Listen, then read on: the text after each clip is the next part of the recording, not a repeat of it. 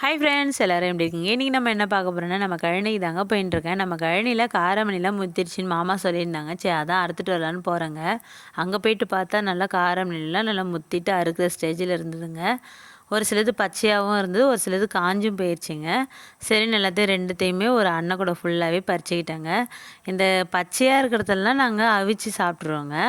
அந்த காஞ்சதெல்லாம் இருக்குது பார்த்திங்களா, அதை இன்னும் காய வச்சு அதை உடச்சி அந்த விதையெல்லாம் தனித்தனியாக பிரித்து எடுத்து வச்சுப்பேங்க. அந்த மாதிரி எடுத்து வச்சோன்னா நம்ம எப்போ தேவைப்படுதோ அந்த அந்த டைமில் அந்த விதைய ஊற வச்சு நல்லா அவிச்சு சாப்பிட்ருவோங்க.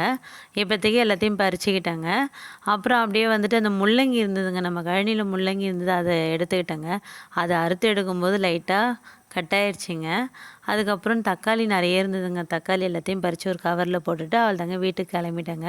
வீட்டுக்கு வந்தோடனே அந்த பச்சையாக இருக்குது பார்த்திங்களா காராமணி, அது எல்லாமே அவிச்சு நாங்கள் எல்லாருமே வீட்டில் ஃபேமிலியாக சாப்பிட்டோங்க. சூப்பராக இருந்ததுங்க அவிச்சு சாப்பிடும்போது. நீங்கள் இந்த மாதிரி டேஸ்ட் பண்ணியிருக்கீங்களான்றத கமெண்டில் சொல்லுங்கள். நம்ம சேனல் பிடிச்சிருந்தா லைக் பண்ணுங்கள், ஷேர் பண்ணுங்கள், சப்ஸ்கிரைப் பண்ணுங்கள். நெக்ஸ்ட் வீடியோவில் பார்க்கலாம்.